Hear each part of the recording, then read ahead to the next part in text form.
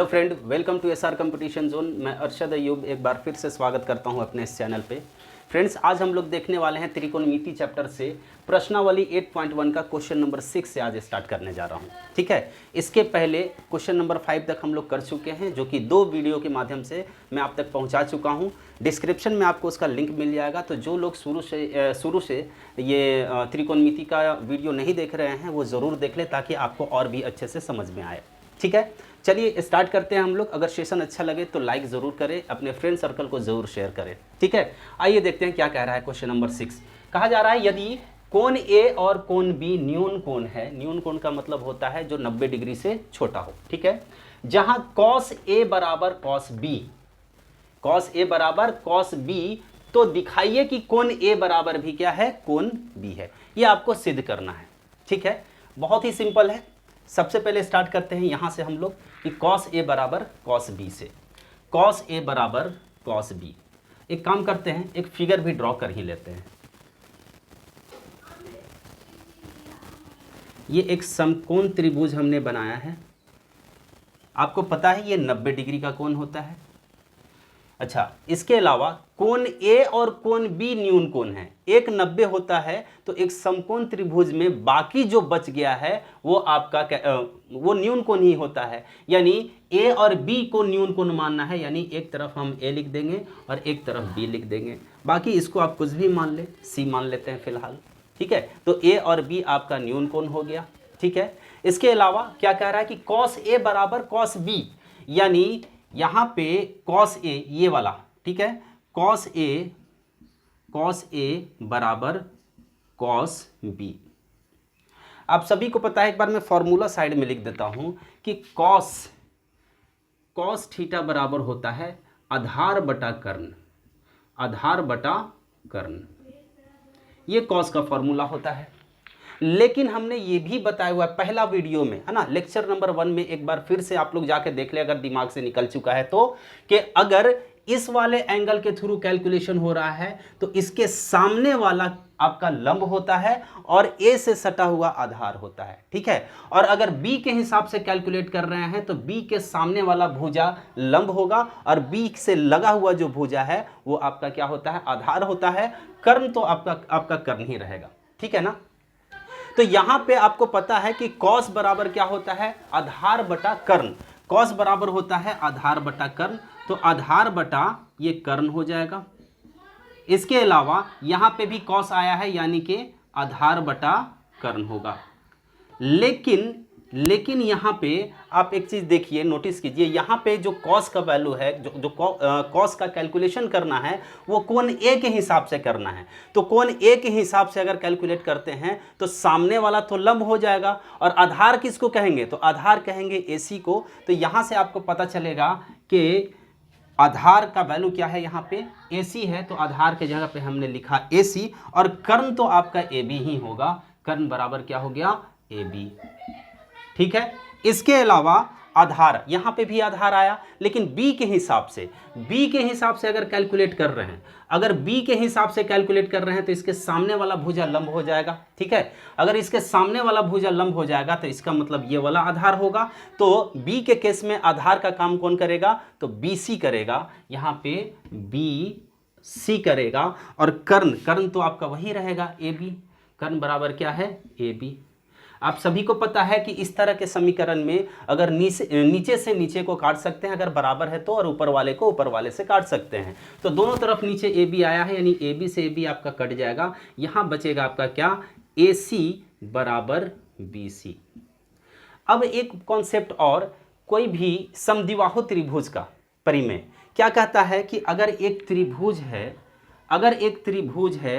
और ये कैसा त्रिभुज है, समद्विबाहु त्रिभुज है, तो अगर ये दोनों समद्विबाहु त्रिभुज में दो भुजा जो होता है वो आपस में बराबर होता है, तो अगर ये दोनों भुजा आपस में बराबर है तो इसका संगत कोण भी आपस में क्या होता है, बराबर होता है। यानी ये वाला कोण और ये वाला कोण जो होगा आपस में क्या होगा, बराबर होगा। या इसी का उल्टा कर लें कि अगर दो कोण आपस में बराबर है तो इसका संगत भुजा जो होता है वो क्या होता है, बराबर होता है। ये समद्विबाहु त्रिभुज का परिमेय है। तो यहां से आप देख रहे हैं कि AC बराबर BC। AC कौन है, ये है, यानी ये वाला भुजा के बारे में किया जा रहा है कि ये जो AC है वो आ गया किसके बराबर, तो BC के बराबर। BC ये है आपका, तो ये BC। तो अब ये बताएं आप कि अगर ये दोनों भुजा बराबर है तो इसका संगत कोण यानी कोण A और कोण B भी क्या होगा, आपस में बराबर हो जाएगा। तो यहां से आप बोल सकते हैं कि कोण A भी बराबर है किसके, कोण B से। ये समद्विबाहु त्रिभुज, ये किसके अनुसार से हम लोग सोच रहे हैं, तो समद्विबाहु, समद्विबाहु, एक काम करते हैं ऊपर होगा, समद्विबाहु त्रिभुज से, है ना। समद्विबाहु त्रिभुज मतलब जिसका दो भुजा आपस में बराबर होता है, ठीक है। तो यही सिद्ध करना था कि कोण A बराबर है किसके, कोण B के। तो ये आपका सिद्ध हो चुका है, प्रूफ हो चुका है। तो उम्मीद करते हैं कि ये क्वेश्चन आपको अच्छे से समझ में आया हो। अगर वीडियो अच्छा लगा हो, क्वेश्चन अच्छे से समझ में आया हो, तो आपका भी फ़र्ज़ बनता है कि वीडियो को लाइक करें और अपने दोस्तों के पास ज़रूर शेयर करें, ठीक है।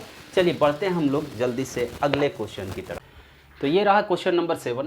क्वेश्चन नंबर 7 देखिए क्या कह रहा है, यदि कॉट थीटा बराबर 7/8, तो पहला नंबर में दो क्वेश्चन इसमें छुपा हुआ है। पहला है क्या कि 1 plus sine theta into 1 minus sine theta divided by 1 plus cos theta into 1 minus cos theta बराबर क्या होगा, ये आपको निकालना है। दूसरा क्या करना है कि कॉट स्क्वायर थीटा का मान निकालना है, ठीक है। दो तरीका से इसको निकाला जा सकता है। तो फर्स्ट वो मेथड हम लोग यूज़ करेंगे जो अब तक हम लोग देखते हुए आ रहे हैं, है ना। सबसे पहले यहाँ पे क्या दिया गया है, अगर हम हल की बात करते हैं तो सबसे पहले कॉट थीटा का जो वैल्यू दिया गया है जो कि है 7/8, और कॉट थीटा बराबर क्या होता है, आधार बटे लंब, है ना। कॉट थीटा बराबर होता है आधार बटा लंब। तो यहाँ से आधार का मान क्या आ गया 7 और लंब का मान आ गया क्या 8, ठीक है। अब यहाँ पर एक और घट रहा है, यहाँ पे क्या, आधार और लंब तो दिया गया है, एक कर्ण मिसिंग है। तो कर्ण का फॉर्मूला से हम लोग कर्ण निकाल लेते हैं। कर्ण का वैल्यू क्या है, तो लंब का स्क्वायर जोड़ आधार का स्क्वायर। यहाँ पे लंब का वैल्यू कितना दिया गया है, तो 8 है ना, तो ये 8 का स्क्वायर हो जाएगा और प्लस आधार का स्क्वायर मतलब 7 का स्क्वायर। 8 का स्क्वायर क्या होता है 64 और 7 का स्क्वायर होता है 49। 9 और 4 13 और 6 4 10 और 1 11। अंडर रूट 113 ये किसी का स्क्वायर नहीं होता है, इसलिए कर्ण का यही वैल्यू माना जाएगा यहाँ पे, ठीक है। चलिए आगे जो वैल्यू निकालना है 1 plus sine theta into 1 minus sine theta, 1 plus sine theta into 1 minus sine theta by 1 plus cos theta by 1 minus cos theta. आप चाहे तो डायरेक्ट वैल्यू पुट कर सकते हैं यहाँ पे, है ना। तो पहला मेथड एकदम जैसे क्वेश्चन दिया गया है उसी से डायरेक्ट हम लोग हल करेंगे, और उसके बाद ये एक शॉर्ट मेथड से भी बन सकता है, वो भी हम लोग देख लेते हैं। पहले देखिए ये 1 है आपका, 1 का 1 आ गया। साइन थीटा बराबर होता है लंब बटा कर्ण, लंब बटा कर्ण। उसके बाद 1 माइनस फिर से आ गया साइन थीटा यानी कि फिर से लंब बटा कर्ण, ठीक है, बटा में। उसके बाद 1 प्लस कॉस थीटा यानी 1 प्लस कॉस का वैल्यू होता है आधार बटा कर्ण, आधार बटा कर्ण। ये कॉस का वैल्यू होता है, यही चीज़ यहाँ माइनस में है, 1 माइनस आधार बटा कर्ण, ठीक है। अब बस वैल्यू को पुट कर देना है, ठीक है। वैल्यू पुट करते हैं, आइए। तो 1 प्लस लंब का वैल्यू क्या है, लंब का वैल्यू यहाँ से पता चल रहा होगा 8 है, तो 8, और कर्ण का वैल्यू क्या है अंडर रूट 113, अंडर रूट 113। उसके बाद 1 माइनस, यही चीज़ माइनस में हो जाएगा यहाँ पे, यानी कि 8 बटा अंडर रूट 113 बटा में यहाँ पे क्या आ गया आपका 1 प्लस आधार, आधार का वैल्यू क्या है, देखिए आधार का वैल्यू है 7, तो 7 बटा कर्ण, कर्ण का वैल्यू है वही अंडर रूट 113। उसके बाद 1 माइनस 7 बटा 113 हो जाएगा रूट के अंदर में, चूँकि नीचे क्या है आपका कर्ण है, एक बार मैं सिर्फ देख लेता हूँ कि कहीं नीचे कट तो नहीं ना रहा है, ज़्यादा नीचे तो नहीं चले गए हम, थोड़ा सा कट रहा है। 1 मिनट, इसको यूँ कर देता हूँ, अभी ठीक है, थोड़ा सा जगह का कमी है। चलिए और आगे देखते हैं, इसी को आगे कंटिन्यू करते हैं। देखिए 113 और नीचे कुछ नहीं है तो 1 है, तो 113 अंडर रूट 113 और 1 का एलसीएम क्या हो जाएगा, एलसीएम हो जाएगा यहाँ पे अंडर रूट 113। तो 1 अगर नीचे में है तो ये डायरेक्ट 1 से मल्टीप्लाई हो जाएगा, 113 को 1 से गुना कर देंगे, अंडर रूट 113 आएगा, प्लस उसके बाद आ गया रूट 113 से रूट 113 कट जाएगा, तो ऊपर वाला को ऐसे ही लिख देंगे। उसके बाद फिर क्या आ गया 1 माइनस, अच्छा यही चीज़ यहाँ माइनस में है तो सेम चीज़ को माइनस में लिख देते हैं, अंडर रूट 113 माइनस 8 बटा में अंडर रूट 113 बटा में।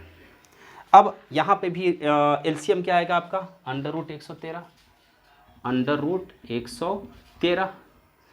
तो यहाँ पे अगर 1 है, नीचे में भी 1 है, तो डायरेक्ट 1 से इसको मल्टीप्लाई कर देते हैं, अंडर रूट 113। उसके बाद प्लस का अंडर रूट 113 से अंडर रूट 113 कट गया, यानी ऊपर वाला वैसे लिखा जाएगा। और यही चीज़ यहाँ पे क्या है, माइनस में दिया गया है, अंडर रूट 113 माइनस 7 बटा अंडर रूट 113।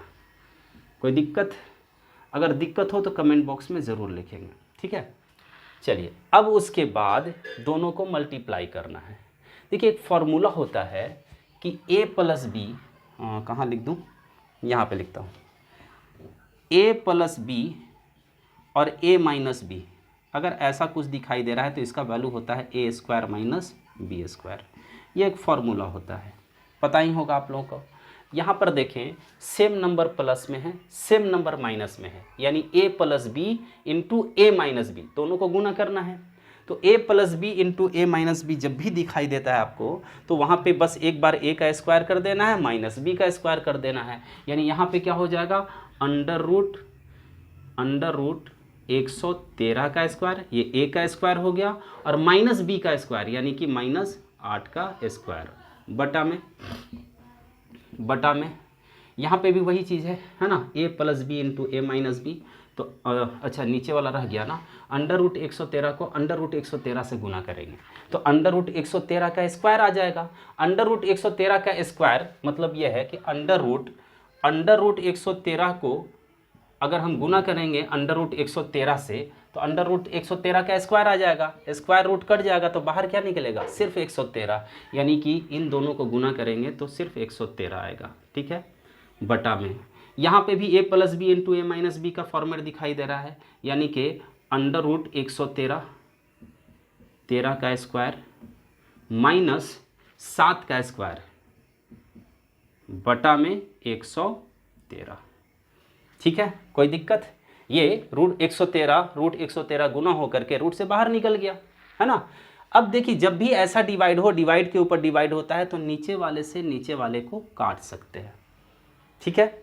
अब यहाँ पे क्या बच गया, थोड़ा सा और एडजस्ट करते हैं, अंडर रूट 113 का स्क्वायर यानी स्क्वायर और रूट कट जाएगा, बचेगा क्या, सिर्फ 113 माइनस 8 का स्क्वायर कितना हो गया, 64 बटा में। यहाँ पे भी स्क्वायर और रूट कट जाएगा, बचेगा क्या, 113 माइनस 7 का स्क्वायर कितना हो गया, 49 बराबर 113 में से 64 को घटाते हैं, 13 में से 4 गया 9, 10 में से 6 गया 4, 49, और 113 में से 49 को घटाते हैं, 9 4 13 होता है, 10 में से 4 गया 6, तो ये आपका आंसर हो जाएगा। बस एक बार मैं देख लेता हूँ कि कोई चीज़ कट तो नहीं ना रहा है, सब कुछ आ गया है। थोड़ा सा ये मैं इसको ऐसे एडजस्ट कर देता हूँ, ठीक है, सब कुछ दिखाई दे रहा है। ये formula a square minus B square जो नीचे हमने लिखा था, ठीक है। उम्मीद करते हैं कि ये क्वेश्चन आपको समझ में आ गया होगा। देखिए मैं अभी तुरंत इसको मिटाऊंगा, ठीक है, तो इसका स्क्रीनशॉट ले लें आप लोग क्या करें, इसका स्क्रीनशॉट ले लें, थोड़ा सा छोटा करके भी इसको बनाया जा सकता है, ठीक है ना। चलिए जल्दी से मैं इसको रफ करने जा रहा हूँ, स्क्रीनशॉट ले लें आप लोग।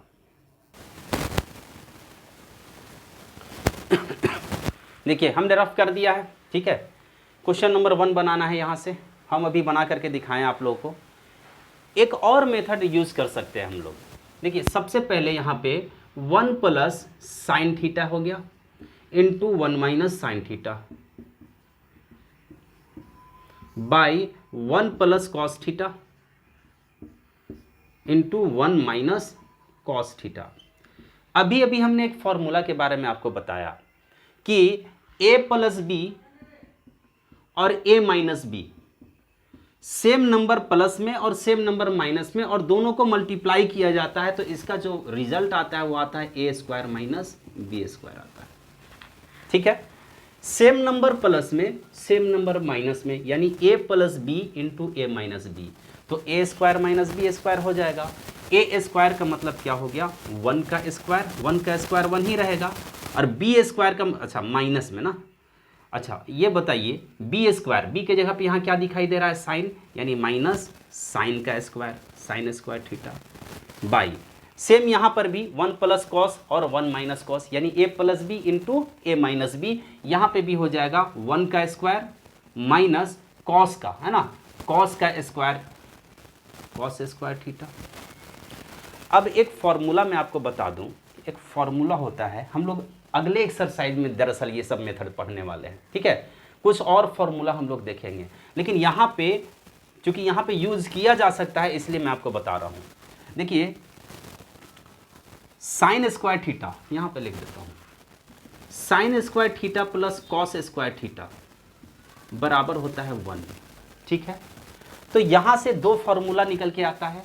पहला साइन स्क्वायर थीटा बराबर 1, ये कॉस को उधर ले जाएंगे तो माइनस कॉस स्क्वायर थीटा, और अगर यहाँ से साइन को इधर ना रख के कॉस को इधर रखें, कॉस स्क्वायर थीटा बराबर 1, तो साइन को उधर ले जाएंगे यानी 1 माइनस साइन स्क्वायर थीटा। ये दोनों फॉर्मूला हम लोग यहाँ यूज कर सकते हैं। पहला 1 माइनस साइन स्क्वायर थीटा, देखिए ऊपर में दिखाई दे रहा है 1 माइनस साइन स्क्वायर थीटा, वो किसके बराबर हो गया, कॉस स्क्वायर के बराबर हो गया, यानी कि इसका वैल्यू क्या आ जाएगा आपका, कॉस स्क्वायर थीटा। और 1 minus cos square theta, 1 minus cos square theta को हम क्या लिख सकते हैं, साइन स्क्वायर थीटा, तो यहाँ पे लिखेंगे sign square theta.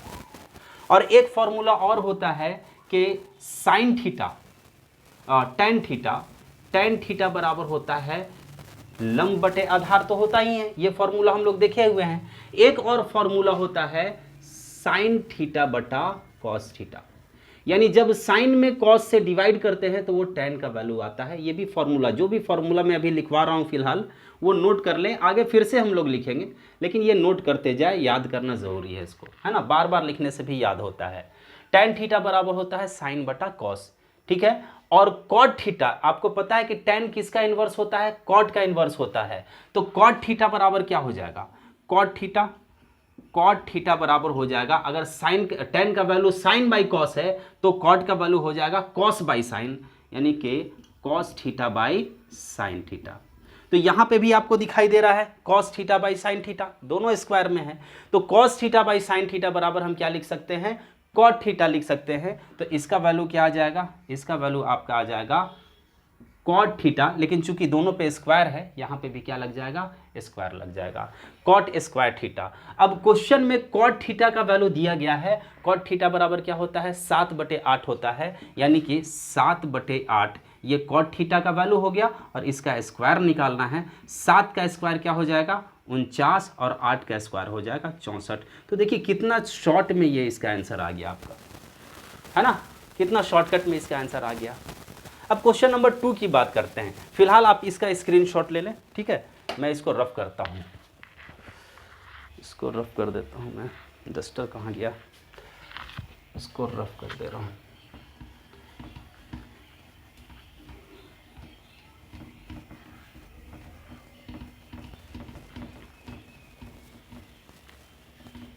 Question number 2 में क्या निकालना था, ये तो पहला का हो गया। दूसरा नंबर क्वेश्चन में क्या कह रहा है कि कॉट स्क्वायर थीटा का वैल्यू निकालें, कॉट स्क्वायर थीटा का वैल्यू निकालना है, वो तो यहीं से निकल जाएगा आपका, है ना, यही सॉल्यूशन है। यहाँ से आप देखें तो क्वेश्चन नंबर 2 का सॉल्यूशन है cot square theta. Cot theta का वैल्यू क्या है, तो क्वेश्चन में दिया गया है 7/8, 7/8 और इसका स्क्वायर, 7 का स्क्वायर 49 और 8 का स्क्वायर 64, ये इसका आंसर हो जाएगा। तो उम्मीद करते हैं कि ये मेथड भी आपको समझ में आया हो, है ना, और इसके पहले वाला भी मेथड आपको समझ में आया हो। अगर दोनों मेथड समझ में आया है, ठीक है, तो लाइक ज़रूर कर दे। अगर समझने में दोनों में से कोई भी मेथड समझने में प्रॉब्लम, अगर आपको दिक्कत आ रहा हो समझने में, तो कमेंट सेक्शन में ज़रूर लिखें, मैं दोबारा बता दूंगा, घबराने की ज़रूरत नहीं है। या फिर वीडियो को आप क्या करें कि फिर से दोबारा देख लें, ठीक है। चलिए आज के लिए फ़िलहाल इतना ही रखते हैं। आज हम लोग देखें क्या, क्वेश्चन नंबर 6 और 7 का दोनों क्वेश्चन हम लोग देख चुके हैं, ठीक है। चलिए आज के लिए इतना ही। Thank you so much.